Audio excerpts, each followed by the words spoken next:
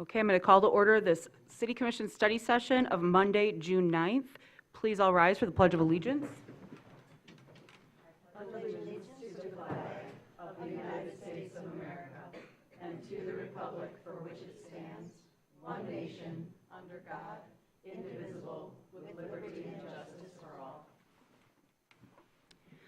As always, we begin by acknowledging that the land on which we gather is the territory of the Ottawa and Chippewa peoples who have stewarded this land through the generations. Thank you for your strength and resilience in protecting this land and inspiring us to uphold our responsibilities to do the same. With that, as we mentioned, it's a study session today. We've got 2 items on it, so we'll keep things rolling along here, but just to give everybody kind of a heads up. So I will now hand it over to Sarah for a roll call, please. Commissioner Shaw? Here. Commissioner Anderson? Here. Commissioner Stanley? Here. Mayor? Here. I show Treadwell, Wilson, and Werner absent. Thank you for other 3 for being here, so we have a quorum. We can keep it moving here. All right, announcements from the city manager.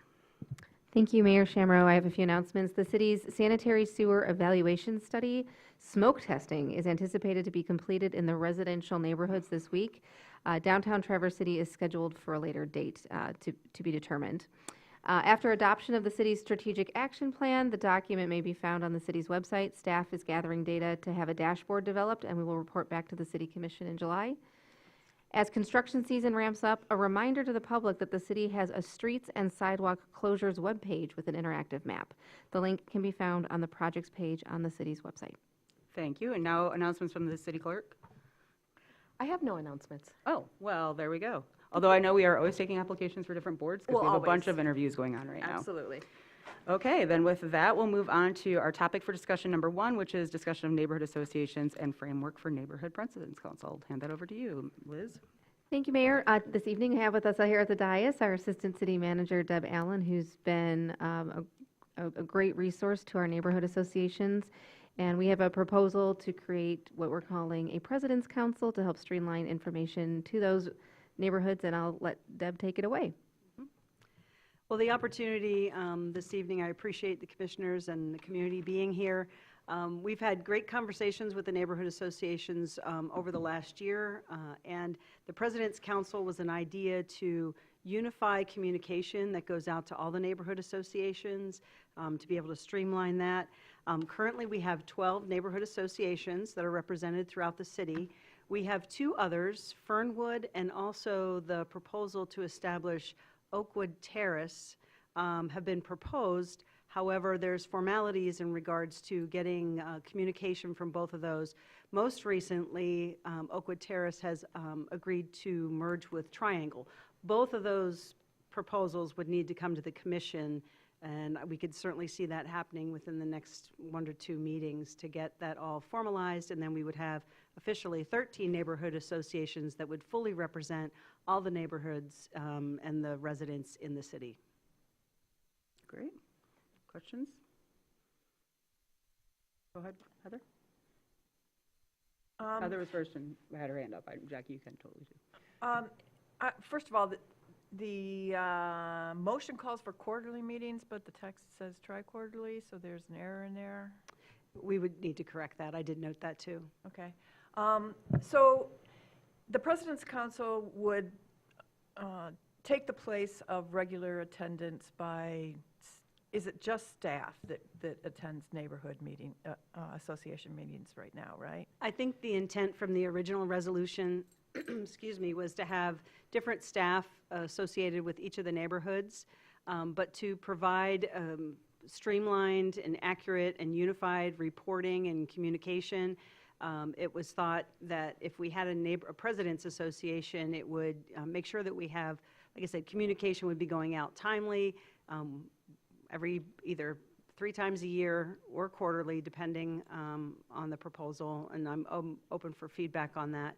But I think this way it would help from the standpoint with potentially at the time 13 neighborhood associations and potentially meeting every month. It would be a bit excessive perhaps to have staff at each one of those repeating the same information over and over. So by putting out these president's agendas, everyone would know what was being discussed. All the neighborhood associations could present information that they would want to see represented, and we could then have the experts in the city staff be present to be able to address those issues.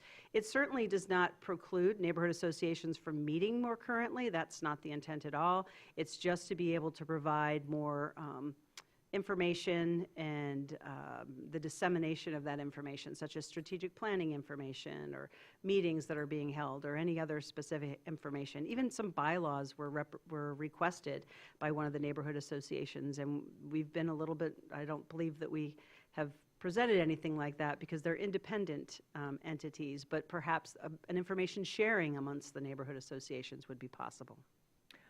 Yeah, you did ask me about this a couple of months ago after a meeting, and I certainly think it's worth considering.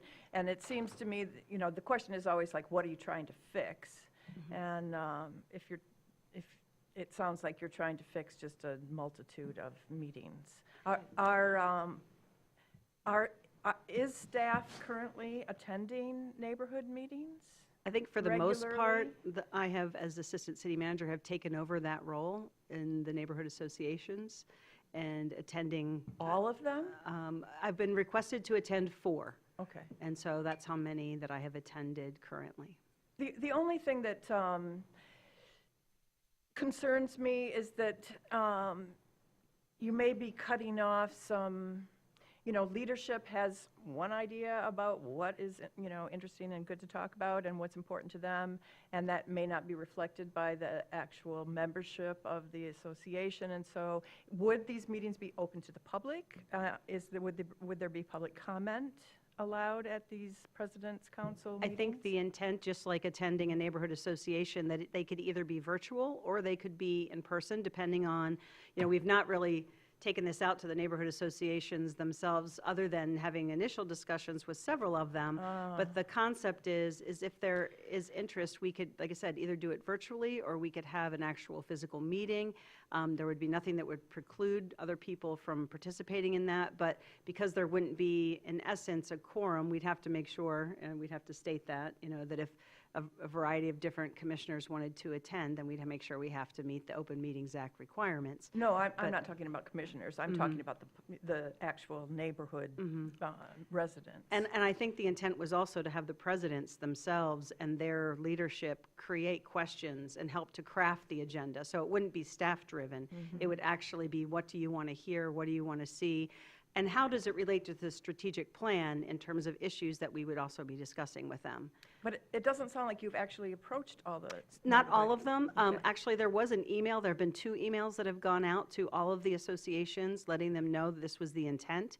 So it's not like this is a shock to anyone, it's just that we certainly want to be able to have more communication. And I believe there's a couple members of the neighborhood associations that are here this evening that might want to make comment. But you would want to give the neighborhood associations time to have their summer meeting and discuss this and vote on it or something, right? There was an intent to potentially even request a joint meeting as early as the next few weeks with the presidents of the neighborhood associations to actually get all of them and get their input at one singular meeting. So can I ask, I know you wanted to say Go something, but it's a piggyback question kind of Please. this, if you don't mind. I think where, what I've heard this proposal and where it lands is, we have 13 neighborhood associations, and at various points, we had every department head being assigned to different neighborhoods to be at these meetings. So one person wasn't at 13, or at the time, I think it was 8. But then also we had Chief Tuller was going to some and things because it was just that many people that were needed.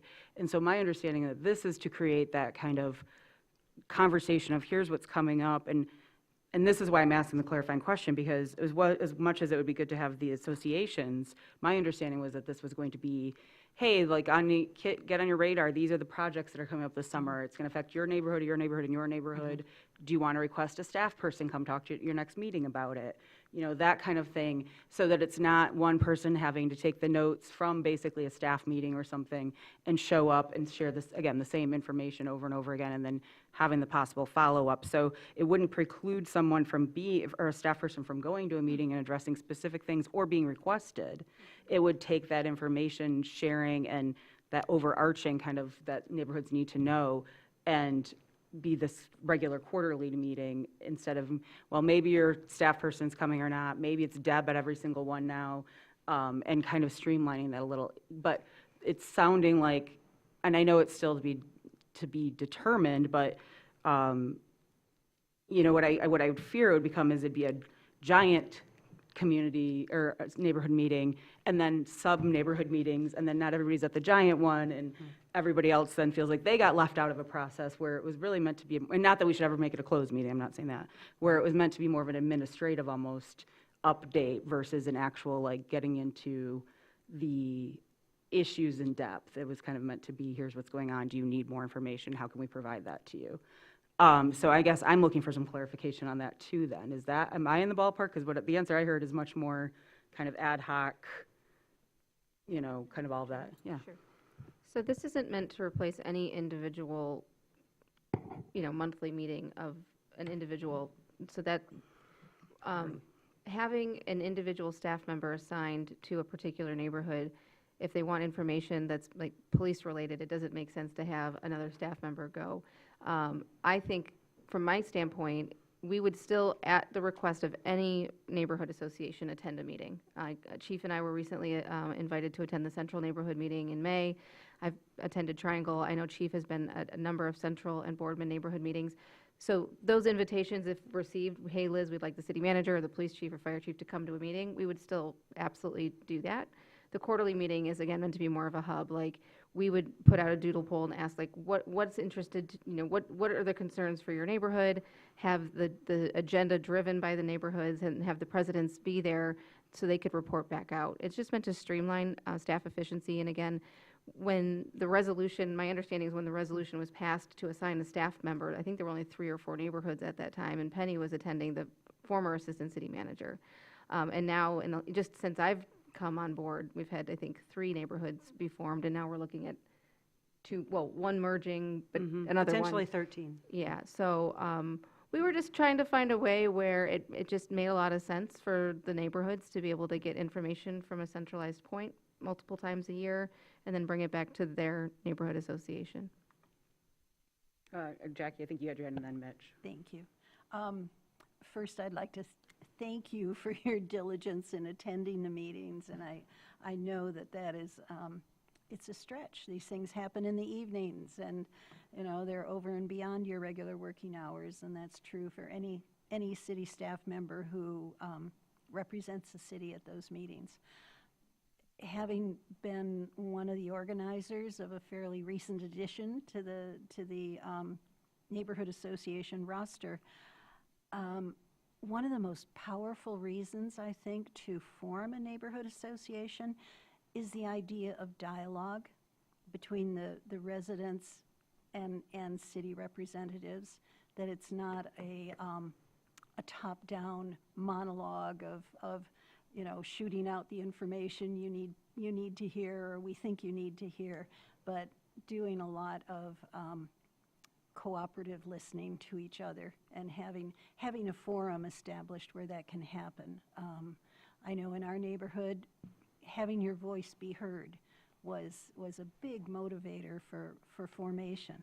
So I'd like to understand more about how we can preserve that within what you're proposing, because when I looked at the actual write-up, the redlined version, I feared that we were going to more one-way communications. So if you can help me with that. Sure. It certainly was not the intent. I think the intent by establishing the President's Council is that perhaps again, it would be two-way communication, very much so, where the neighborhood associations would, you know, give thoughtful consideration to what are concerns, what are questions, what do we want to take to the city to be discussed, and it might spur conversation with other neighborhood associations about either traffic issues or projects coming up, or how they can engage better with different staff as staff changes here at the city, how those types of things get communicated to the neighborhood associations. So I think it was an opportunity, again, the presidents would be asked the month before the meeting to help generate an agenda,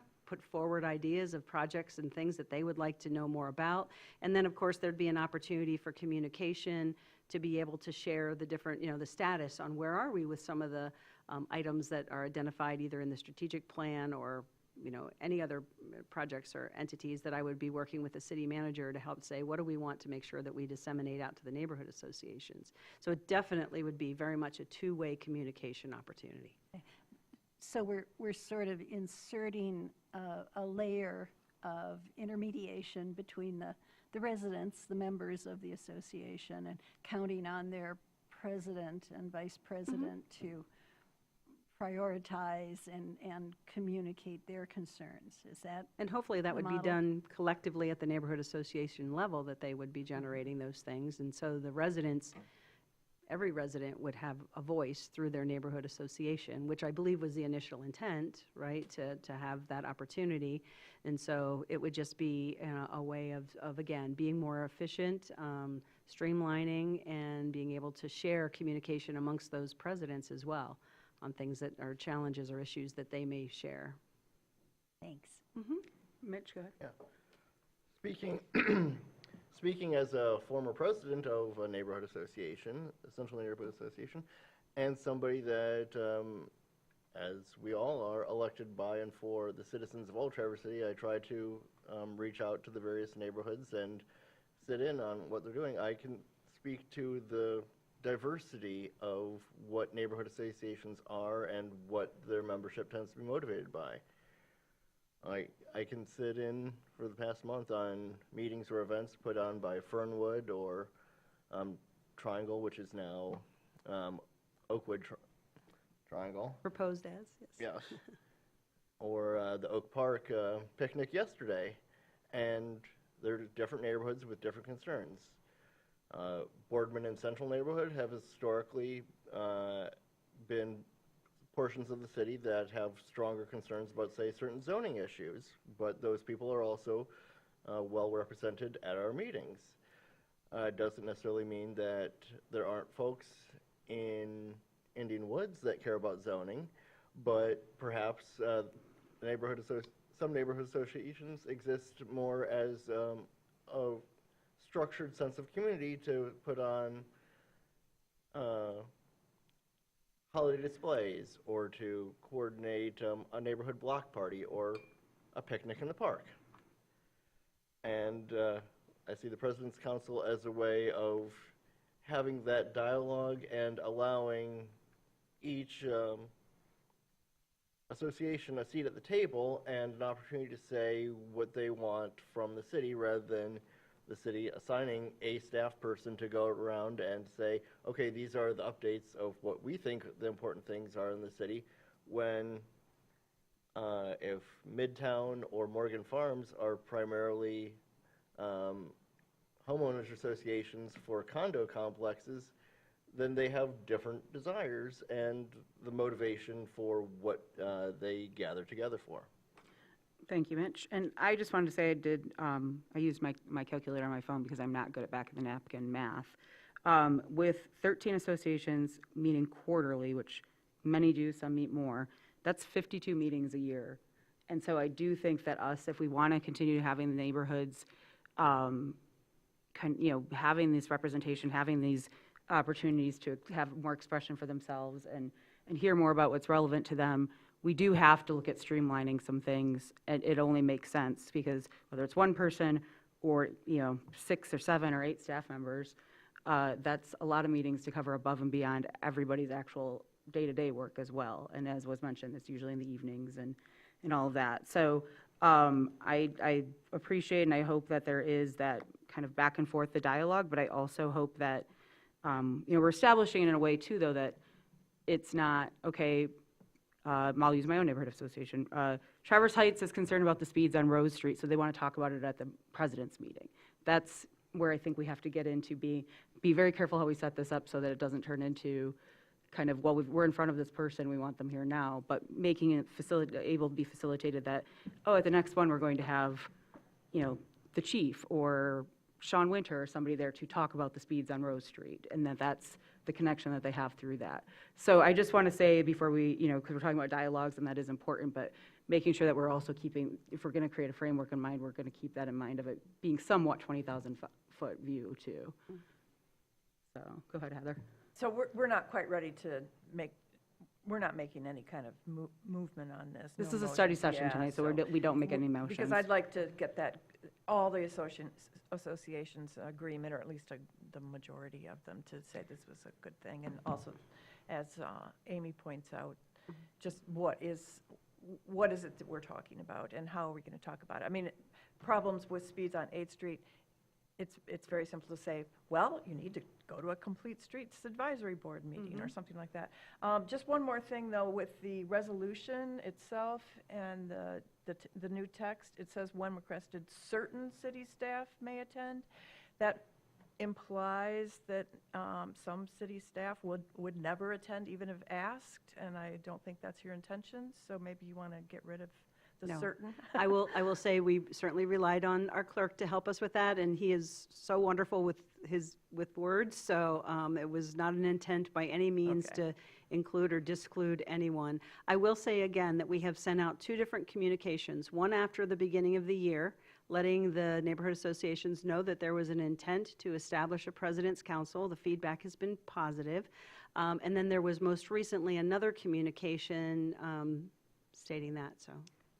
I was going to ask a question about those email communications. So between those 2 communications, have you heard from all of the existing neighborhood associations about their feedback on this proposal? I have not had any negative comments shared with me. But have you heard from all of the neighborhood associations? No, I could reach out to each one of those. Fernwood is one that I will be honest with you that we never received an accurate map from them, so they're not listed on the city's neighborhood association website. That's been the situation probably for over a year, so it's not anything new. But I'm very pleased to say that I received communication from a representative today. So I have already reached out and said, hey, let's connect because this is a quick fix. We just need to get this addressed. And so I would imagine that if we bring this back, we would also be bringing the 2 proposed new neighborhood associations. I say new, Fernwood's been established, but this is actually the formality of adopting them. And then the second would be the new Oakwood Triangle Neighborhood Association. So what I think might help, and I appreciate that Assistant City Manager Allen has sent out 2 communications to the neighborhoods, but maybe to request that each neighborhood put this on their next available agenda and have that neighborhood support it or send feedback to us and then get that feedback to us so that we know, A, that all the neighborhoods have heard of this idea. It hasn't just gone to the presidents, but that they've talked about it, discussed it, and then shared their feedback. I think that would be, help us also in formulating how we think this might work. Because I really think it's an opportunity to streamline staff time and get good information out all at the same time. While, again, not to say that if I was invited to the Triangle neighborhood tomorrow that I wouldn't go. Because anytime I get a specific invitation, so far I've attended those. And so no staff member who was invited to attend a meeting of a regular neighborhood association meeting we wouldn't just stop sending staff. That's not the point. I do want to raise a point too, though, and I know, and as was mentioned by everybody so far, every neighborhood association is very different. I know my neighborhood association, Traverse Heights, our board members are often, most of them are young families or busy working people. So in that sense, I would almost guarantee that no news is good news. Like if they had a major objection, they would say it. But also putting that burden of we have to have a vote by the association or anything.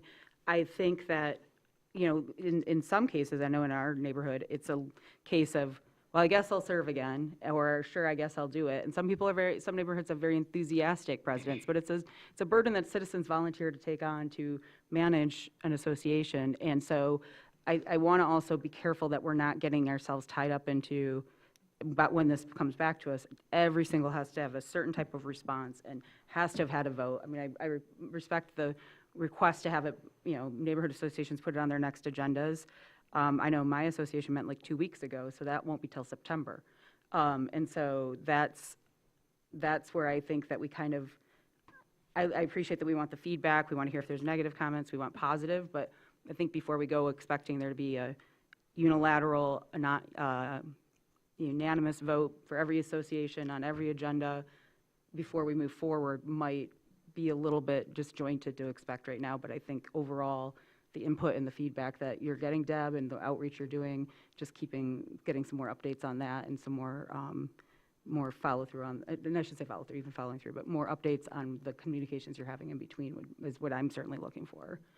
Yeah, my neighborhood association hasn't met for at least a year, so, but neighborhood associations do have email lists, and those could be used to just gather information and get some kind of, so you could give them a date. Say, by September, let's figure this out, and reach out to your membership if you're not having a meeting, and then you can convene a leadership meeting, initial leadership meeting to figure stuff out. Okay. Go ahead, Jackie. But it occurs to me that the devil is in the details here, that a lot of the questions that we're raising really are around how will you do this, not whether it's a good idea, but how to do it and how to do it inclusively. And would it be possible to give it a test run, to try it once and see, can we get broad-based participation? Are we hearing from residents via their leaders? And give it see if it's working the way we hope it will work before actually modifying the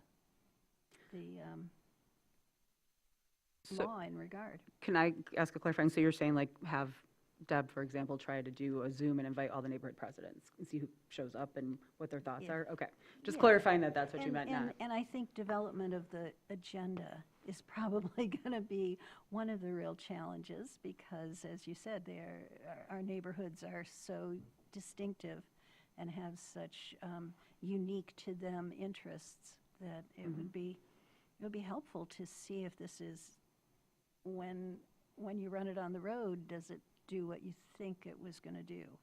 And, yeah, I would almost suggest, in my mind, it popped up that the first, if they did do a trial run like you're talking about, to just convene everybody, because I think that would give everybody a chance to get together. I know, like you said, they're very unique, but I also know that's been brought up to me by several different size neighborhoods of, well, we have to pay to meet, so, what can we do about that? Could the city offer something for our annual meetings? And things like that. And, that could be something that rises to the top as everybody gets in a room together, as it were, whether it's physical, actual or virtual, and maybe helps before trying to get people who haven't met together yet to form an agenda for the first one. So just to not make Deb feel like she has to run all over the place to track people down for agenda requests. Good feedback. I appreciate it. Anything more? Sounds like a good idea that you're working on, Deb, and thanks for bringing it forward for us to get some input early on here, and look forward to hearing more in the future. Sounds Thank good. you. All right, now we'll hand this over to, I don't know if we should just have Ashley approach, come on up, oh, sorry, actually, you know what, hold on, sorry. We don't usually do public comment during study sessions, but I realize actually these are very distinct items. So thank you for raising your hand. We'll allow public comment on each item. So please feel free to make public comment if you'd like to on neighborhood association changes. And we're just going to have the rules read, and then you can line up and feel free to speak. Thank you. Well, we ask that you state your name and address, indicate if you are a city resident, non-city resident, and/or city business owner. We have a 3-minute time allotment per speaker. When your time is elapsed, the timer will beep. And finally, we request that all language be respectful to all parties. Fred Bimber, 1223 Randolph Street, city resident. The views I'm about to express are my own, but I also understand from recent conversations with many neighbors that they reflect the views of many of my neighbors in Slabtown neighborhood. I can understand why the proposal to change the language of this city resolution would be attractive to city staff, to city employees. They could convert a great time demand to 3 meetings a year and then check the box of having done outreach to city residents. But I'm concerned that this would leave city staff and city decision makers operating in a bubble more distant from city residents. It does take time to go to these meetings. There's nothing easy about it, but you learn a great deal more by attending meetings that are attended themselves by lots of city residents than by convening a meeting of presidents who may or may not have personal views that represent their membership and listening to that. Deb Allen, I'm sure it's a great time demand on you personally, but you recently attended our May Slabtown meeting. You came, you spoke, you left. If you'd stayed for the full meeting, you would have seen and heard a lot. We are right now in the process of revising our bylaws in response to significant member dissatisfaction with what we have currently. We are basing our new bylaws so far on Central Neighborhoods bylaws, which contain an important provision that no person in the association, president, any other officer, or any member, will represent themselves as speaking for the neighborhood on any given issue unless the membership has actually voted on it and authorized that position. I anticipate, just me right now, I'm on the committee, I'm the person actually physically word processing our new bylaws, and I anticipate that our new bylaws will contain that provision.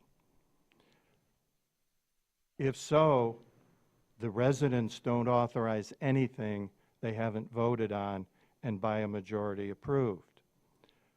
I am concerned that this resolution will get us away from that. It's only normal and natural that if you're in a room with a bunch of people called neighborhood presidents, that you listen to what they say and you take it as the attitude of the neighborhood. It often isn't. Thank you, Fred. Everyone, please feel free to approach the podium and even line up if you're waiting. I see some new faces here, so I want everybody to feel comfortable. Hello, my name is Vicki Armour. I live at 700 Washington Street. I am the Oak Park Neighborhood Association president. I appreciate this effort. I think if I were sitting up there, I probably would have asked the audience, do we have any presidents here? Did somebody receive the email and did you show up? Because currently you're having a meeting with 2 missing commissioners. So to get to your point that people are busy, young families, not everyone can get to the meetings.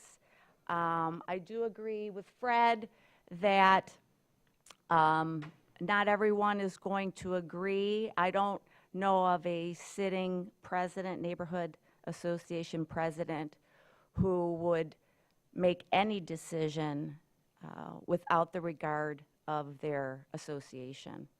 I think the strategic action plan showed all of us that, well, the overall consensus was neighborhood presentation. I think this is a win-win. I think this is an opportunity for the city to say, like, listen, we hear you, we know people are saying they're not heard. This would be an avenue to try and see where it lands. I think that just that it was offered, even offered, is a really good standard, and I appreciate it. And we did have our picnic yesterday, and it was brought up, and people were excited, and we did have some you know, some informal grunts a little bit, because the trust isn't there. And whether it works or whether it doesn't, I think it's a nice opportunity and a nice suggestion, and I'm appreciative of it. So, thank you. Thank you. Thank you.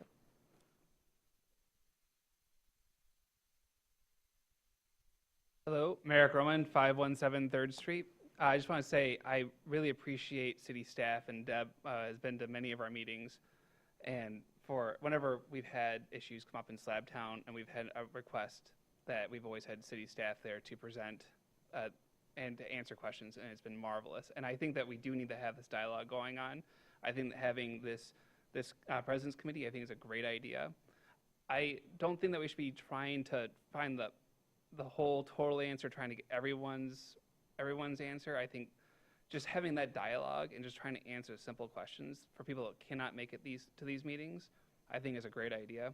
A couple suggestions might be to have the neighborhood meetings be posted on the Bay Brief, just to not like our meeting agendas, but just say, hey, if you want to attend, here's the meeting location. And if we want to get more in the weeds on what else that we can offer on the city social media, that's great. But I think at bare minimum, just like letting people know that there are meetings going on, I think is a great way to have that discussion. And it's been a pleasure to continue talking with the city staff and to keep going forward. Also, I just want to say another thing too is I want to say thank you for the city staff having the open house for the Jefferson and Madison reconstruction efforts. It's been wonderfully transparent and a great learning session. Thank you. Thank you. Any other public comment on this item?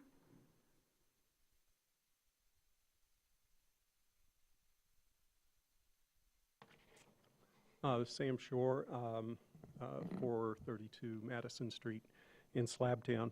So I really appreciate the discussion and the level of questioning that you all are having amongst yourselves around the utility and the structure. I personally think that it is a good idea as long as the agenda for those stays at the kind of general level. The specific kinds of things I think do belong in the neighborhood association. We've been fortunate to make contact with folks when we've needed something and had people from the city, staff members from the city show up on specific topics. I've been part of the Slabtown Neighborhood Association for over 10 years, and that designated staff person piece has never worked consistently. So if you're thinking that's doing it, it hasn't worked in 10 years from my observation. Deb, since she's been on, has shown up 2 or 3 times now just to provide some general updates on things, and that's been really helpful. But I think we have, as presidents, in the past got together via Zoom during COVID and talked through different things, which was mainly, how is yours working? What are the issues in your neighborhood? That kind of thing. How do your meetings go? Where do you have them? How do you get space? That's been the kind of information that is really useful to share with each other and learn. And when some of the ones were forming, they were able to come and ask questions about, well, how do you do this? Or do you have bylaws, that you could share, that kind of thing. So I could see it being a forum like that. That would be really useful. Thanks. Thank you, Mr. Short. Any other public comment? Okay, and thank you for raising your hand and reminding me to do public comment at the study session. I appreciate that. I just wanted to kind of also really quickly then summarize. I would hope, I'm left this out, but I think the public comment made some points. I would hope that this committee, this body would never take any actions, as in have votes. That would always be done at the neighborhood level. It would just be about information sharing, and whether that's from the city to the neighborhoods or the neighborhoods to the city. So I appreciate that being brought up, because I think we didn't necessarily articulate here, but I know that's not something I would want to ever see whatever develops have that power. So just wanted to share that. And also, just to clarify, this will not be the last meeting we're discussing this. This is something that's been started. It's staff checking in to make sure they should continue down this road, so that they're not spending a lot of staff time coming to with a big plan and us saying, we're not interested in this at all. So there will be other chances for public comment and interactions, and certainly plenty of time before we adopt anything formally. So I just wanted to let people know that'll be part of the process moving forward. So now, sorry to have false started you, but Ashley, if you want to approach, we'll move on to our next item, which is the update from the Coalition to End Homelessness. All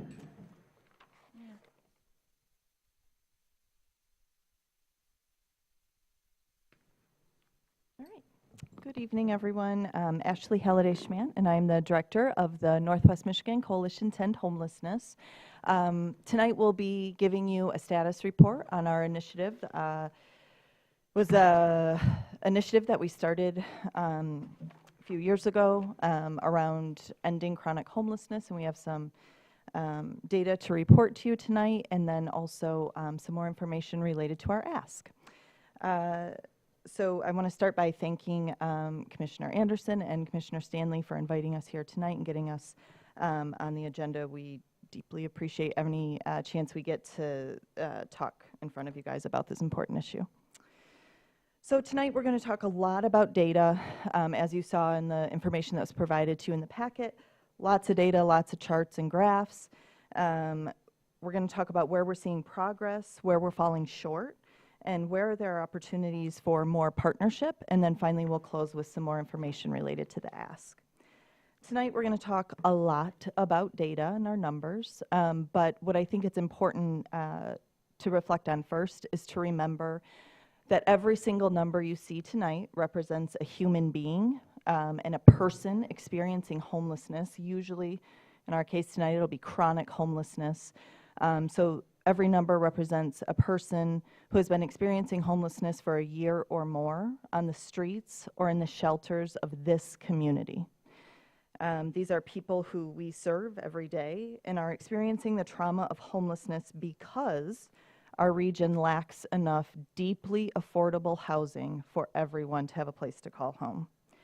Ending chronic homelessness is within our reach, but only if we scale up what is proven to work, which is housing with supports. We have the talent and the right circumstances. We have the funding in this community to do this. We just need to want it enough as a community. And I hope we can have a discussion about that tonight. So let's start with some wins. In December 2024, the city adopted the resolution supporting us in our efforts to end chronic homelessness.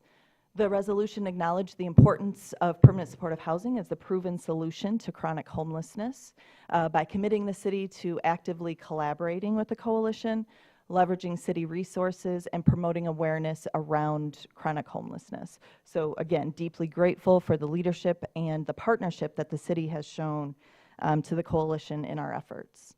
Some more wins that we've had in just the past 2 years.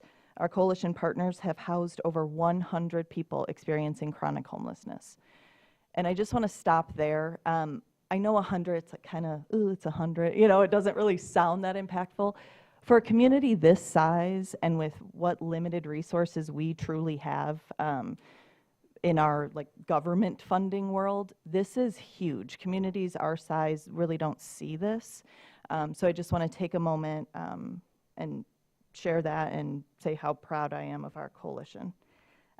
We collaborated with you all and our county partners on opening and funding year-round shelter, which enabled the city to be able to close the Pines, which had been in existence for decades. We've had people experiencing unsheltered homelessness to a great degree in this community, and that's not okay. And it wasn't okay with our city and our community, and we were able to do that in a humane way. So that's really great. Another huge win, we started the Housing and Homelessness Task Force. That's met twice now as the work groups. We're seeing momentum there, and we're sharing some of the same data with them. And then we've had first-time financial commitments from the city and the county on shelter and permanent supportive housing. So I've been in front of you many times, and for a while, we were saying we need to do two things at the same time. We need to fund shelter and we need to fund permanent supportive housing. We need to scale up permanent supportive housing. We have some funding there for our year-round shelter for a period of time. Let's focus on getting those people out of shelter permanently. All right, so here begins the data. When we look at a homeless response system and how well it's functioning, one of the first things we want to look at is their inflow and outflow. How many people are entering homelessness in a system and how many people are leaving? And so these are averages over, on the far right, over 2 years by month. So over the course of the past 2 years, every month we have about 35 people entering homelessness and only about 31 leaving. We want to see the 31 higher than 35 every single month. And where we see it even are where the stars are. Those are highlighting populations that have had very significant, either programmatic, injections of different programs or injections of huge funding. So way back in 2017, we were one of 10 communities across the country to receive the Youth Homelessness Demonstration Project through HUD. That infused millions of dollars into our system to end youth homelessness. And we've reached that place where if we have 4 youth coming in, we have 4 youth going out, and our numbers are stable. We want to see 0 instead of 25 young people experiencing homelessness. But we know with more units we can do it. Another thing I want to highlight here would be the veteran population. Veterans, as they should, receive a significant amount of funding through federal and state grants, even county initiatives. We see dramatic decreases in the amount of veterans experiencing homelessness, and over the course of 2 years, every single month, we've had 2 in and 2 out. So when we have strategic investments, we see better outcomes. This is just a graphic showing how many people we've housed. So I told you over the past 2 years, over 100 chronically homeless people have been housed in our system. Total, the system has housed 218 people just in 2024 alone. And again, huge for a community this size with the limited resources that we have. This is another slide to show that it's working. So I think there's some common themes I'm going to try to get through tonight. One is our homeless response system is highly efficient given the resources we have. This is another slide depicting that. So in our system, about 70% of people experiencing homelessness will leave homelessness within that first year. That's not by doing nothing. That's by having enough shelter space. That's by having housing-focused interventions, both at the street outreach level and the emergency shelter level. It's by having some degree of outflow into permanent housing. It's good, but what we want to see is that become higher and the chronic slice of the pie get lower. The chronic homelessness percentage, around 20%, ours hovers right around, this is our data, but it fluctuates a little bit between 20 and 25%. That's the people who cannot resolve their homelessness without interventions like permanent supportive housing. So I want to be clear there, I'm saying they're not able to. It's not that they won't, it's that they cannot get out of it without our help. So we want that number to shrink, and we want the people who resolve in that first year to grow, and we want the year number to shrink. So we want people who come into homelessness to be able to get right back out of it very quickly, and that's part of that rare, brief, and one time. This is our total system cost. So this is what our region is spending on, generally, spending on the work to end homelessness every year. It's around $6.5 million, and this is what programs I've included in that $6.5 million. So we have the call center, we have the system backbone, so that's like administrative, data, we have street outreach, shelter diversion, our 2 emergency shelters, Women's Resource Center, that includes both their transitional housing program and their shelter, and then housing programs. So I'm using this slide to just show this is kind of what we can expect based on this amount of money being spent this way. This amount of money being spent this way in 2023 got us 40 chronically homeless people off the streets. And these are the different places throughout the community that those 40 people went to live. As you can see here, our highest amount of people went to Northwest Michigan Supportive Housing. Until we had East Bay Flats fully come online, that was really the only truly dedicated place for permanent supportive housing, and those are primarily units throughout the community. Here you can see that targeted intervention that I was talking about really show better outcomes. 27 chronically homeless people left the streets in 2024 and moved into permanent supportive housing because our community and our partners invested in dedicated units for chronically homeless individuals. More data. So this is the, I talked earlier about inflow and outflow. This is talking about just the chronically homeless individuals and the comparison of how many people are becoming homeless, or I'm sorry, becoming chronically homeless on average per month throughout the year. So in 2023, on average, we had about 5 people entering chronic homelessness every single month. In 2024, it's 8. The outflow doesn't keep up with the pace of the inflow. This is the outflow. In 2023, the average was 4 people leaving chronic homelessness a month. In 2024, it got better.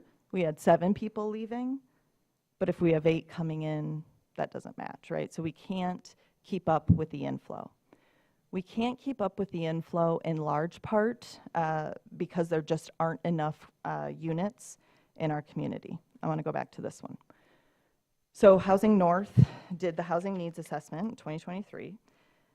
The vacancy rate that was shown in that report for deeply affordable units was 0. 0 available units for deeply affordable, 0 to 50% AMI coming online in our community.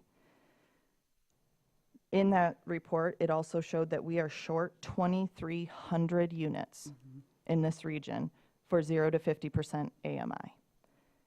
We believe that if that number shrinks, if we get more units coming online, this 70% grows, our 20% shrinks, and the length of time that people are staying homeless decreases.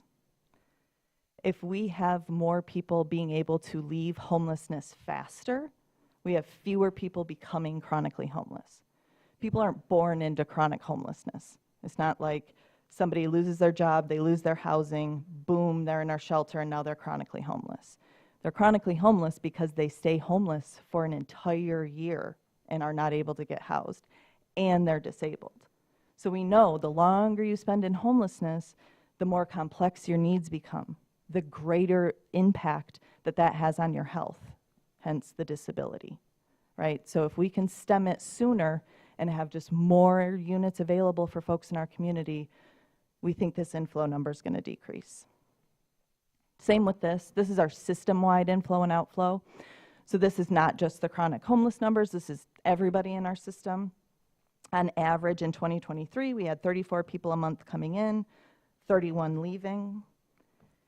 In 24, it got a little bit worse. So we had 37 coming in and 30 leaving. I think this also tracks with what we're seeing in our housing, right? Like, the housing market is not getting easier for folks, and it's certainly not getting easier for folks living in the deep poverty, making 0 to 50% of the area median income.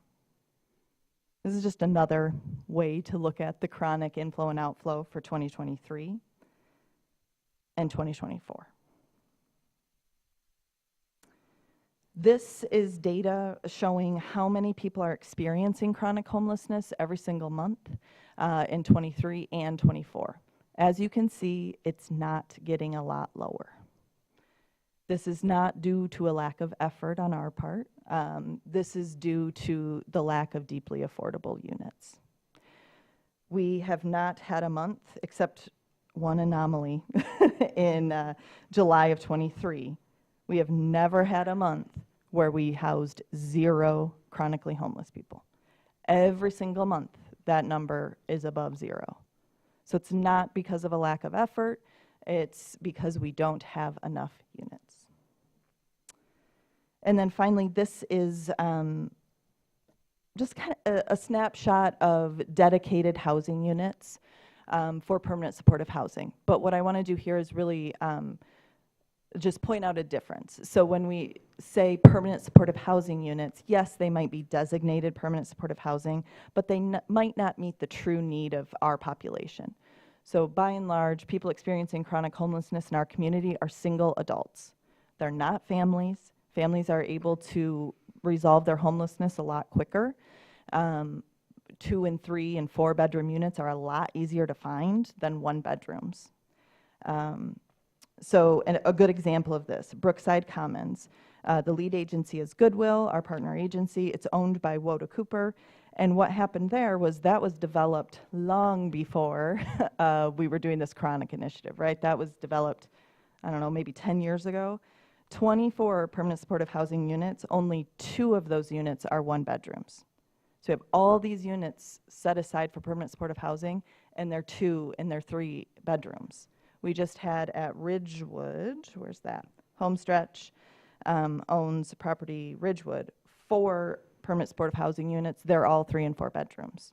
So one became available last week, 2 weeks ago, and we had no one experience, we weren't able to house any individual experiencing chronic homelessness because it was a 3 or 4 bedroom.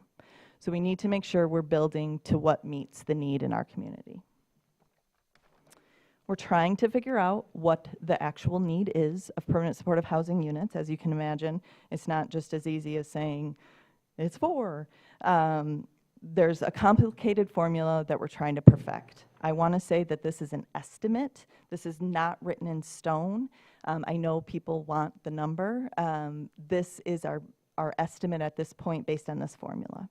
So we found out our estimate by taking the number of dedicated permanent supportive housing units in our system that really meet our need, took the number of people currently experiencing chronic homelessness, and as you could see, it's pretty consistent, about 70.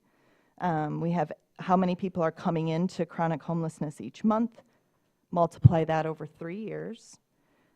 We also need to account for our attrition. So permanent supportive housing does not mean someone lives in that for the rest of their life. They can if they need it, but most people don't need it for the rest of their life. They can move on to find another unit in the community. They can take a housing choice voucher and find other housing. People die. People don't live forever. So we have about a 10% attrition rate that we factored in to get our total turnover over the next 3 years. And this is roughly where we are. So again, I'm not signing this in blood saying it's 178 units. It's our best estimate based on what we have today. It's also our best estimate based on the current conditions. So there's multitude of things that we have no control over. I have 0 control over how much rent costs in our community. 0 control over our local economy or the federal funding and what we're going to receive there. We also have 0 control over how many of our private landlords will redevelop and make their unit into short-term rentals. One year during COVID, we lost 10 landlords that used to supply permanent supportive housing to convert their units into short-term rentals. So lots of things outside of our control. These are the things that we factored in to get to our number that we feel we have some level of control over. So a lot of data, things I want to kind of summarize there.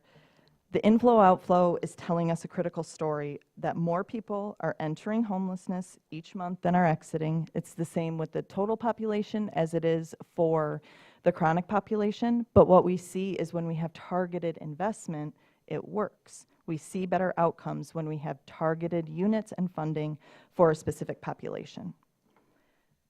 Another theme is we can't keep up with the inflow because of the lack of deeply affordable units. Remember the housing needs assessment. We're short 2,300 units in our region for people making 0 to 50% of the AMI. In Traverse City alone, the need is above 650 units. Because of our investments in the work to end homelessness, we're highly efficient with what we have. Our numbers aren't skyrocketing yet.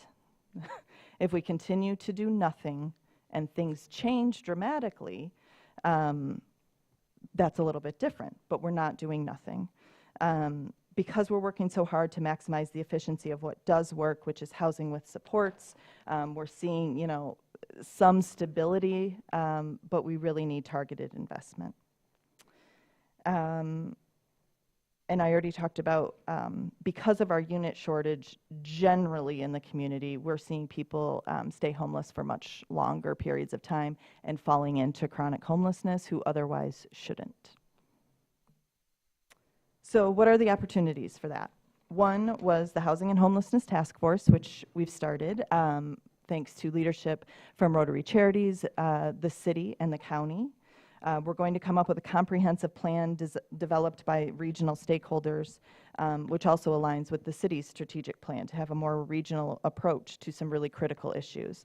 No one's doing it alone or in silos. We're trying to really come together to develop what the true need is, anywhere from preventing homelessness to shelter beds to permanent supportive housing.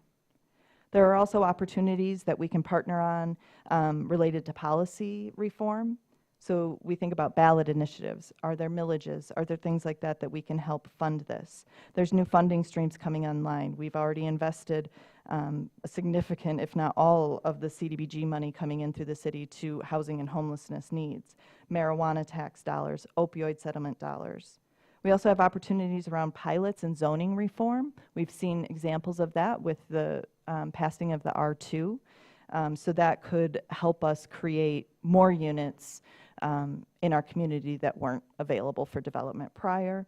And we can also leverage set-aside units in exchange for pilots or variances. Another thing that I failed to mention that we as a homeless response system have no control over is how many units get developed in our community who aren't for our, or that aren't for our population.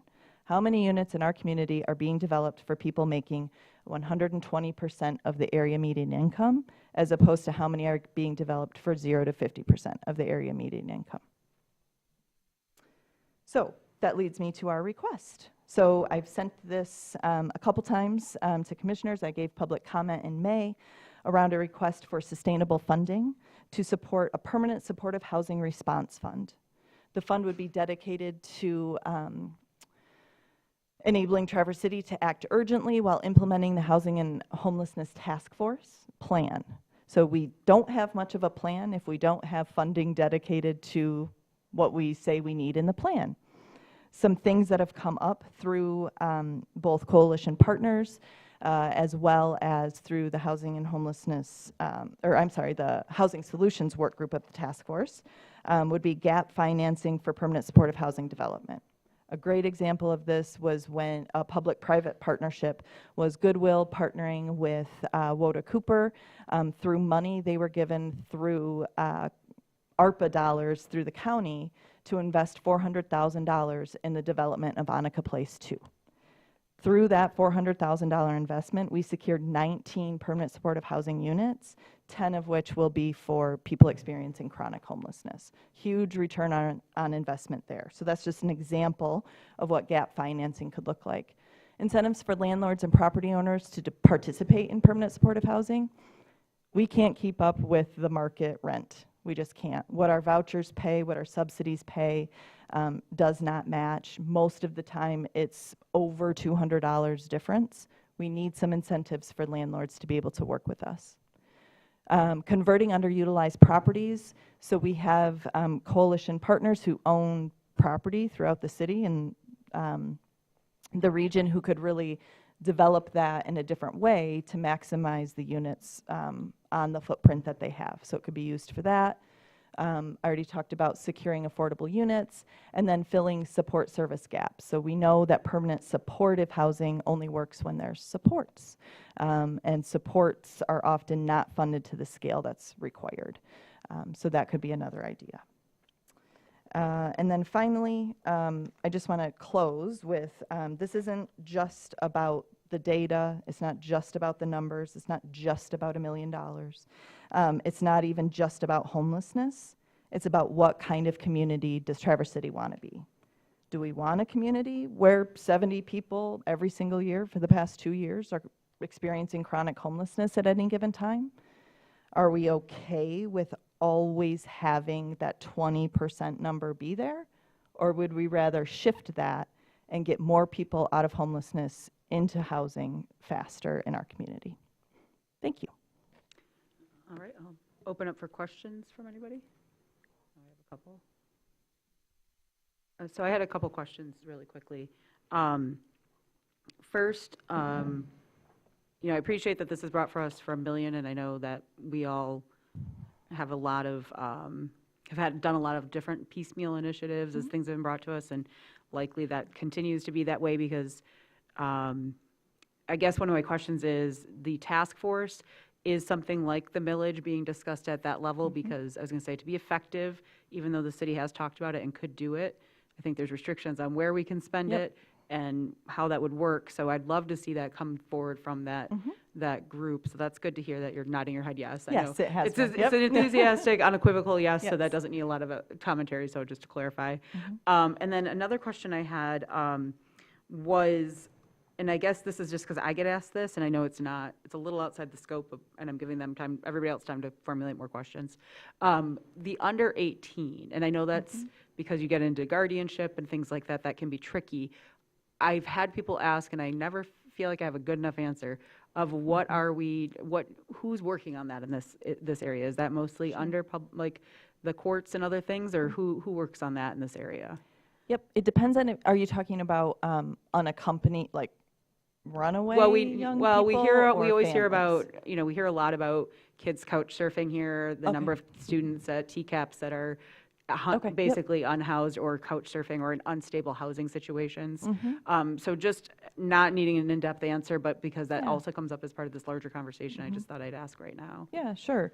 So we have a lot of data around under 18, young people who are under 18 who are part of a family who's also experiencing homelessness, right? Because we're counting this data around households.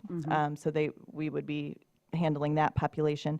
The under 18 population is primarily served by Child and Family Services.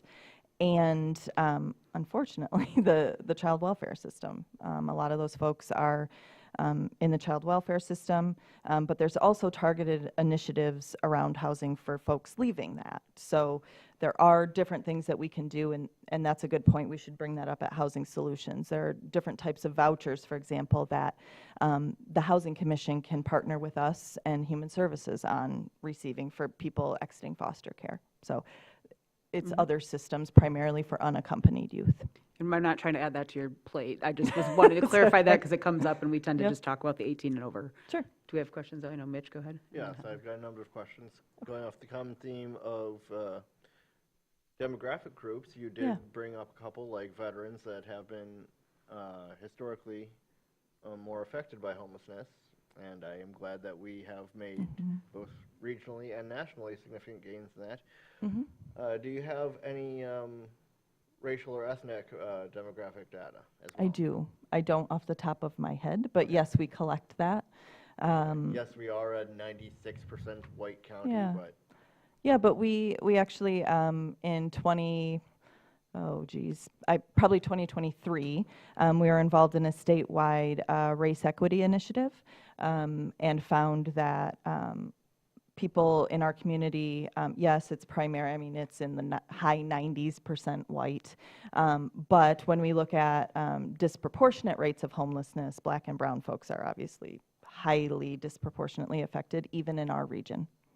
Around homelessness. So I have that, be happy to share it, but I don't have it off the top of my head.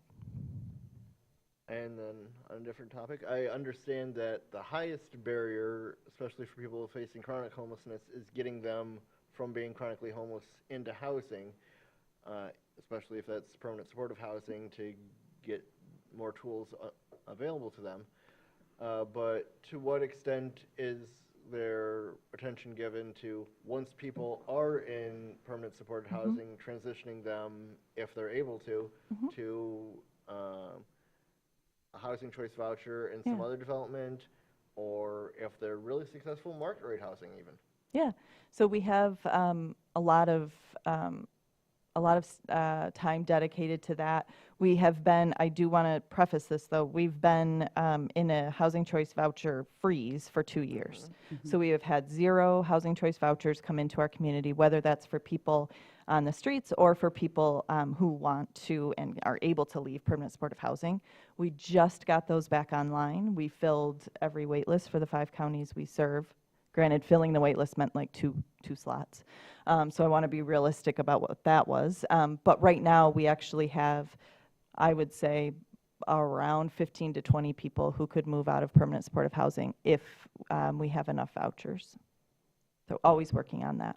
That's how we increase the outflow with what we have. That's how one of the ways we increase the efficiency. Because yes, you included 10% as the number, but if you can get that number higher, then that does mean that you're able to free up more units for people to then move in. Yeah. And yes, Traverse City is the largest city in northern Michigan. We're certainly the largest urban area. But do you have information from other counties and communities to see how we're comparing and say if Petoskey is doing something better than we are? Yeah. Fun tidbit. I have another small gig as the program director for the Michigan Balance of State Continuum of Care. And so that's the 61 most rural counties in our region. And so I do have really in-depth information on what those other communities are facing. And we are, as a community and as a region, a world away from what's going on in those smaller communities. Just the functioning of our homeless response system is much greater. We have a lot more resources here, both funding and just the amount of programs and development that we have here is a lot different. But if anything comes up, I will, always looking to learn what other communities are doing. But also, we have very high housing prices that some do. outlying communities don't. Mm-hmm. So if you're talking about a person on Social Security or disability as their primary source of income, it's a lot easier to house them in Mansalona than it is in Traverse City. It is. What's also more difficult, though, is to find people who want to continue to live in community, like in Mansalona, right? Yes. So that's part of our service region. Hypothetically, our vouchers, like through Northwest Michigan Supportive Housing, for example, we can house folks there. We can house folks in Mansalona. There has to be There's certainly more jobs resources. and opportunities and services here in Traverse City. Right. Correct. Heather, go ahead, and then Jackie. Yeah. So are you looking, is this a one-time ask for $1 million? Is this an annual ask for $1 million? Ideally, it's an annual ask for $1 million. Right now, it is to support the Housing and Homelessness Task Force plan, right? So my ideal scenario is the plan comes up with the sustainability functions within the plan and recommends those. Have you asked any other municipalities yet? Not yet. I did look at the task force research and data presentation that you're making on Wednesday to the county. I just happened to look at their agenda, and there it was. I mean, that is a presentation.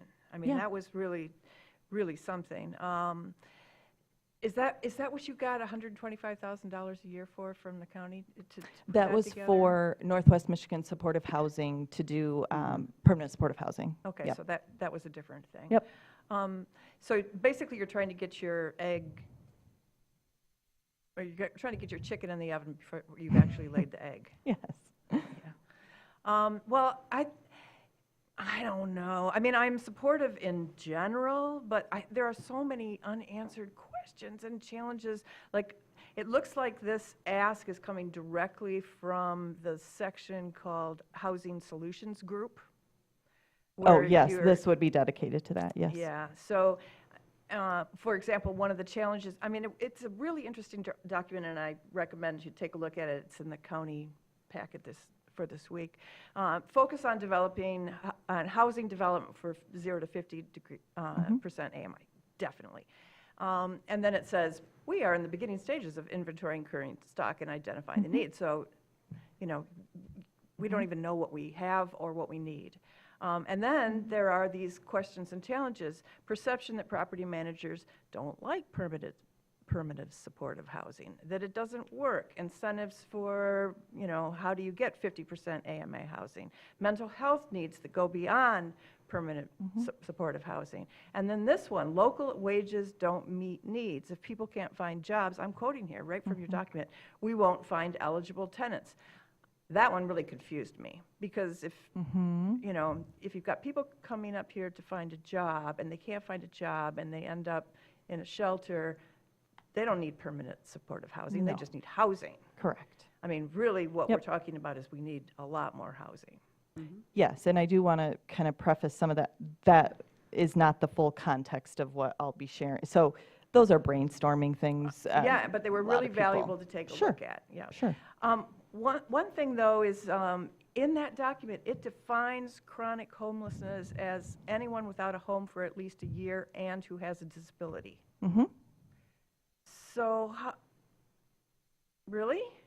It doesn't Yeah. seem to quite fit, like with the slide that says, what's getting in the way, not enough deeply affordable housing. That means more people falling into chronic homelessness. I don't know. I mean, it just seems a little confusing to me. Okay. I would like to say that part of that is when someone has been in an unsheltered state for a year or longer, they can become disabled in ways that they were not upon entering into homelessness. That there are things that occur like trench foot. Yes. There are all kinds of medical conditions that one would not expect to see in a highly affluent community like Yes. Traverse City that transpire when someone has been living in an unsheltered condition for a year or more. So I would say that is in my understanding, that is where that piece of data comes from. Is that accurate in your Yes. assessment? Yes, that's part of the disability part that I talked about before and how the needs worsen the longer someone becomes homeless. What I'm trying to thread here is because there's not enough housing. So when we think about that 70% of people who can figure it out within a year with some level of help, if we want that number to grow, we have to have enough deeply affordable units, because if they can't just get into a unit quickly, they're staying homeless longer and longer and longer, and then they're in our chronic population. So that's what I was trying to thread there. Thank you, Commissioner Stanley. Well, again, I am not opposed to this at all, but it just seems like I'd like to see more of a plan. I mean, Okay. you've got the whole rest of the year to put that plan together, Sure. right? Yep. And, you know, California has thrown not millions, but billions of dollars at homelessness. And the only result that they have achieved is that they have more homeless on the streets. So meanwhile, we have this really immediate problem in our neighborhoods right now, which is that the nighttime shelter only at Safe Harbor is sending out a lot more population and work overload to Jubilee House. And I think that the Safe Harbor and the Jubilee House is part of this 2-year, can I call it memorandum of understanding, that that the city and the faith-based and nonprofits here in the city will provide emergency shelter while we get a more comprehensive 24/7 arrangement put together. So that seems to me like the place to put, I know it's not in this conversation, but that is the place where I would immediately put some money to keep our homelessness and our population safe over these next 2 years. And I'll be bringing something forward on that in the next couple of weeks. Good. I did want to clarify, though, Ashley, and I know there's other hands up, but just wanted to clarify.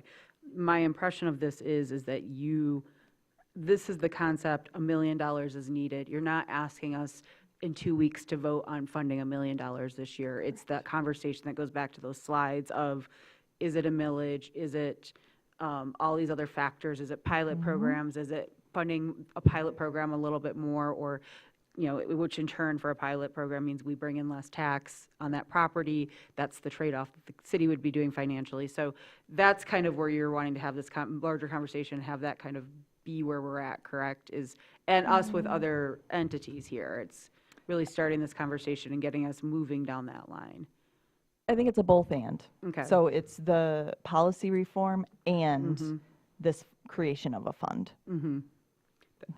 And so, and I guess I would say, I'm just going to be blunt, that I don't think that the city can do $1 million a year on its own. And so I think that's what we're all saying up here too, is there's different numbers we can look at, and I know that's where we're going to go with this.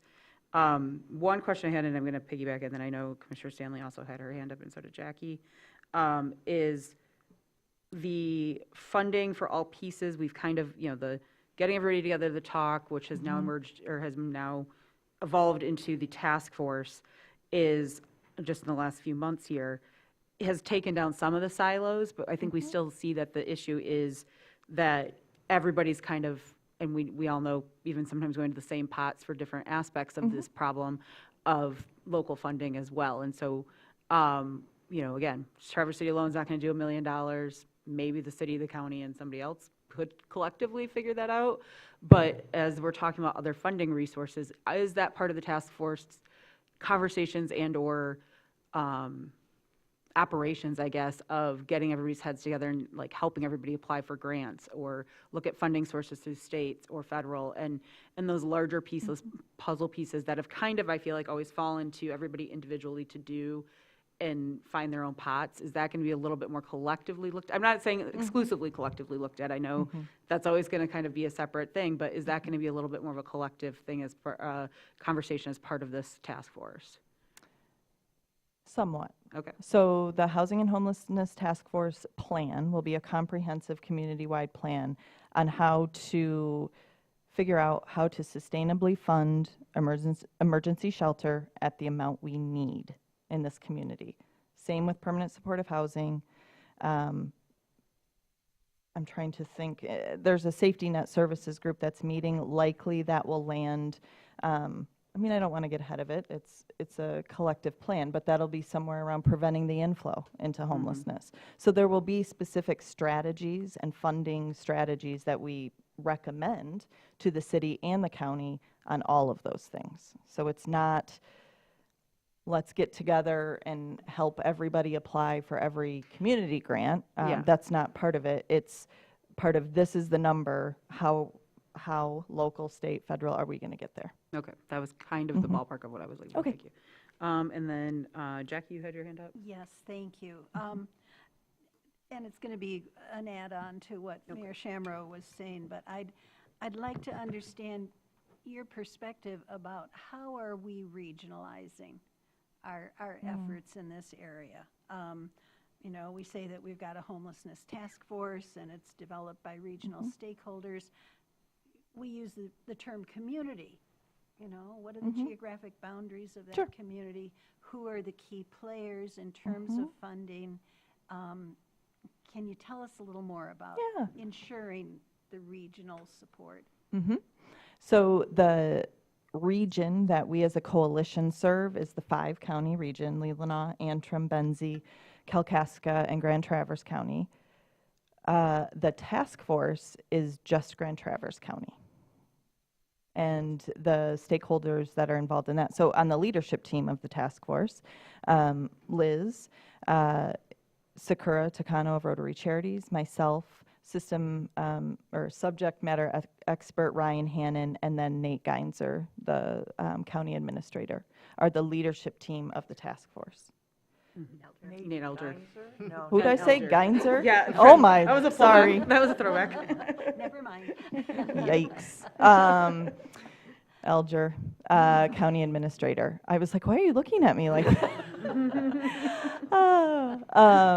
so, and then so beneath that, there's an advisory council that's made up of, that's the local stakeholder group, right? So that's, I'll send you the document. Off the top of my head, it's too many to list. Yes, and sorry, I thought we sent all of this to you as well. It's called the Task Force 5-pager. So if we didn't, we'll be sure to send you all of that following the meeting. Thank you. And then I did want to acknowledge and say thank you to our city finance people who just an hour before the meeting distributed some ideas for funding sources. And if I could just, I don't know if this is even feasible, but if an endowment approach to creating a stable annual income hasn't been explored, I'd certainly suggest that be thrown into the mix, that public-private NGOs, deep-pocketed individuals, you know, that if we can establish an endowment that will create the kind of annual cash flow that you're looking for. Sure. That a great may idea. be a way of both regionalizing and broadening support. So, for what it's worth. Yes, thank you. It's a great idea. Commissioner Stanley, you had your hand up? No, I wanted to remind us all and remind the public that, you know, and it was in your slides, and so thank you for including this, that we unanimously adopted a resolution last December supporting this work to end chronic homelessness specifically in our community. Do we need more shelter beds, emergency shelter beds? We absolutely do, and we knew that would be the case when Safe Harbor was granted the revised SLUP to be open year-round. We also need more deeply affordable units, as you're pointing out, for people who are not chronically homeless, so that we can move people along that continuum rapidly so that they do not fall into both chronic homelessness and as part of that, the disability that goes along with it. But what I see is that you are asking for resources to jumpstart this process. Yes. And it is a regional problem. We know it's a regional problem. It's really encouraging that the county has been as receptive and as generous as they have been, and that they are participating in this. I really strongly object to the idea that we would hold our dollars as the city of Traverse City back as a match. I don't think a one-to-one is something that I would want to see happen. What the city of Traverse City does should be based on what our constituents and our community in this 8.4 square miles wants to see happen. I would love to see this be, okay, region, this is what we're doing this year. In future years, what are you going to bring to the table? We have been told as the city that by our region that they want to see what we're going to do to address this problem. And I think the city has taken some fantastic steps in the last year and a half toward this end. But I want to remind us all that we unanimously, specifically said that we were on board with ending chronic homelessness in this time frame. And so giving the resources to this group to jumpstart that process, I think, is crucial. And what the plan ends up looking like is the work that's going to be done with those resources. Correct. Thank you. I do want to say really quickly, and not admonishing at all, but Commissioners Jackie and sorry, I'm blanking on last names for quickness right now. I appreciate that you all have brought up this document. This document was sent to us an hour before the meeting, and it did not go out to the public. So I think anything discussed in here will be brought up at another time. I don't want that to be kind of the heart of what Ashley's here. She's put together a presentation. This is an intro of an idea and a conversation that's continuing on Wednesday at the county level and other places. It's not to say we will never talk about these at all. I'm not saying that at all, but this coming in is fine. I mean, it could have come in, tomorrow even, because I think we all need time to sit with this, and the public, if we're going to have these conversations about bigger ideas, have the right to have that in front of them as well.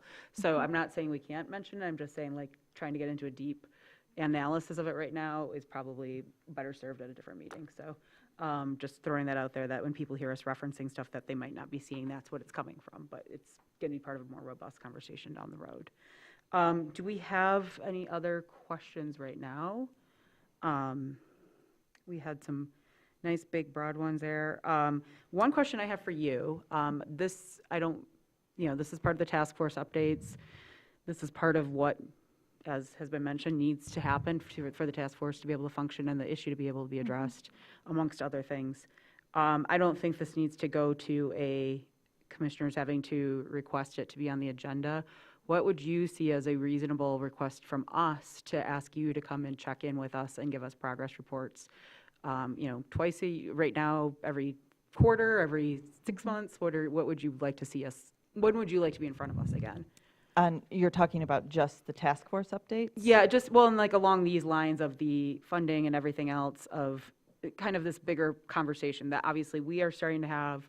We will also, staff might bring us initiatives in between, but as far as having you come to us and say, hey, I've presented in the last 3 months to the county this, and this is where we're at with all of these, and da-da-da-da. It's not to say we couldn't do it in between, but I also don't want it getting to the point where some people are saying, hey, we haven't heard from this in 6 weeks, and we want you all doing it, and you saying, that's a little bit of a rush for us, but we also don't want to go a year now without having heard from you all again either. So a rough estimate of when you'd like to check in with us, and leaving the opportunity open, that is, we have other issues we need to address. We can either bring you forward or you can come to us, but. Related to the funding request, that is what it is. Okay. I would love to talk with you again on the actual ideas around that, like Jackie mentioned. That doesn't go away. So that request stays as it is, based on what we've presented tonight. In terms of the task force updates, I think on the county, we're doing, quarterly update, but I mean, it's a short time frame, so Yeah. every other month, whatever you guys want, we can be available.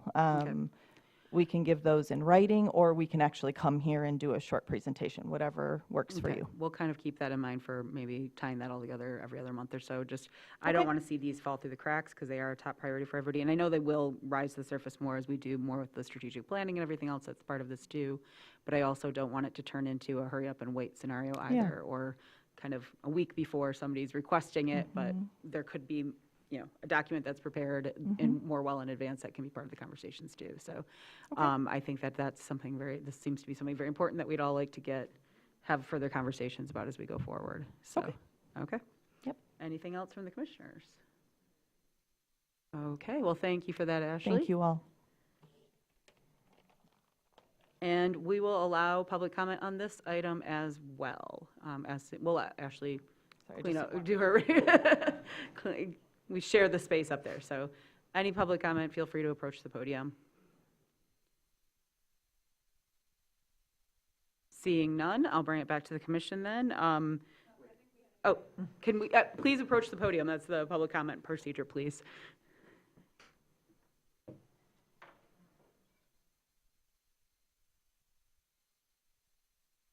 Sorry, I can't imagine I was the only one.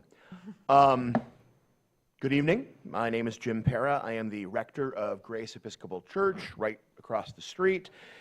And Jubilee House, our community's only day services shelter for those experiencing homelessness, is a ministry of our congregation. It is also right across the street. I rise this evening in full support of the initiative presented this evening as a member of the Homelessness Collective and now the task force. I believe that as a city and as a region, we have an opportunity to be national leaders in providing care for the unhoused that is effective, compassionate, and successful at making the period of a person's life in which they are homeless short and non-repeating. I am also here to bring to the Commission's attention an email that I sent you all last night. In 2022, Jubilee House and Grace Church were asked by the city to more than double our open hours.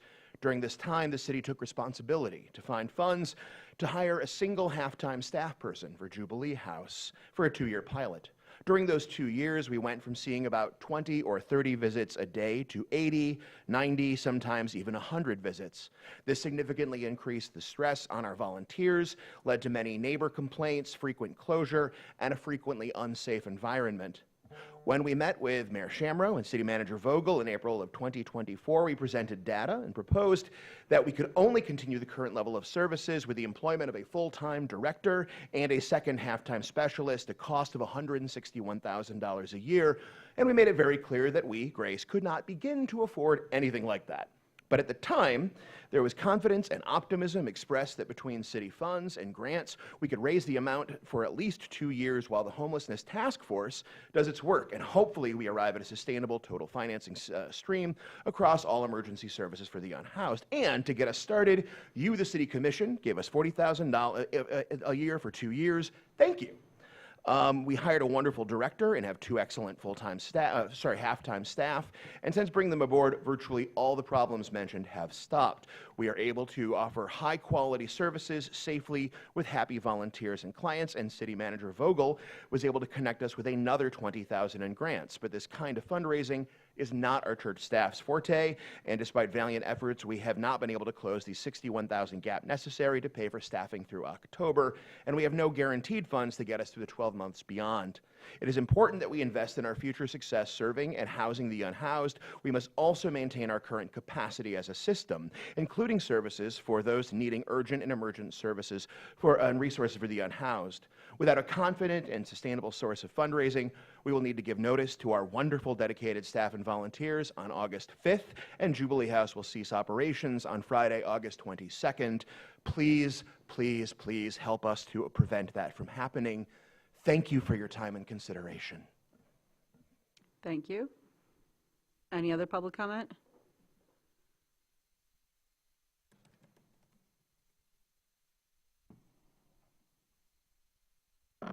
Brenda Quick, 542 5th Street. I just want to reiterate again what Father Jim just said to you and the importance of it. I hope you appreciate the importance of Jubilee House. The services that we provide from the minute in the morning until it finally is time for them to go to Safe Harbor is critically important. It enables them to have a lot of services that they otherwise would not have being homeless. They can eat there. There's computer services if they wish for that. There's places where they can wash their clothes. They can take showers, and so on and so forth. And it's very important. And of course, as Father Jim said, the numbers have risen significantly, and we do need that continued support. So please, please, do continue to help us in that regard. Thank you very much. Thank you. And I just want to clarify to everyone that this public comment is about the coalition's report. As I mentioned during this discussion, in a couple of weeks, we will be bringing forward a funding request. Please, just to keep these matters separate for both the public and us. There's going to be general public comment in a moment here, so if you want to speak specifically to the funding request, and it's okay, because Father Para did bring in both parts, so that's fair. But I just wanted to clarify that these are two separate issues at the end of the day. They're not separate, but they are in this case, and no problem. I just want to do that for clarification. Both for the public to understand that this isn't $1 million being asked for Jubilee House, because that can get blown out of proportion sometimes, and just there can be some cross waves, I guess we could say. So if anybody else wants to comment now on the coalition's $1 million allocation per year, please feel free to do it tonight. Also, I'm very excited to see the presentation on Wednesday as well. So anybody else for that issue here? Okay. I'm going to bring it back to the commission. Any final thoughts here as we're kind of reconnecting with Ashley and going to be checking in with her very frequently here? All right. Seeing none, I will then move on to the public comment. And sorry to create that division, but I've seen this happen many a time where a Facebook post or a newspaper article gets everything all jumbled up. So we'll open that up for everybody now. Is there any jump, and this is on anything under the sun. It could be Grace Episcopal, it could be anything else, could be just about the weather, trash pickup, whatever you want to talk about. Okay, seeing none, I'll bring it back to our commissioners. Any final thoughts from commissioners? All right, I'm just going to share really quick. I was invited, I'm very excited about this, to the International Conference of Fish Telemetry last night to give a welcoming remarks, though somewhat diminished because of issues of the international attendees being able to come to our country for it. It is the first time the United States has ever hosted this conference. They're hosting it because of our Fish Pass initiative. It's bringing in over 100 people from around the world, mostly from outside of the United States even, right here to talk about and actually it was a very interesting conversation. I stuck around for like 2 hours and talked with people about fish, and it was very cool. But they're very excited about what we have going on here, and I just think that's a really kind of a gem and something to share, a crown in our, something in our crown for us to wear of what we're doing here. Gathered so much international attention that they held a conference here. They're doing a tour of Fish Pass. There was a movie tonight that we unfortunately couldn't see about fish in the Great Lakes and especially focusing on Elk Rapids. And we have, because of the technology, the research that happens here and our beautiful environment and how much we care for it, that brought a group of international scientists here to talk, and I think that's something we really should celebrate. So I wanted to throw that out there. It's not relevant to anything else on the docket tonight, but I just wanted to share that with everybody. So thank you all for coming tonight, and we will go ahead and adjourn. Thank you.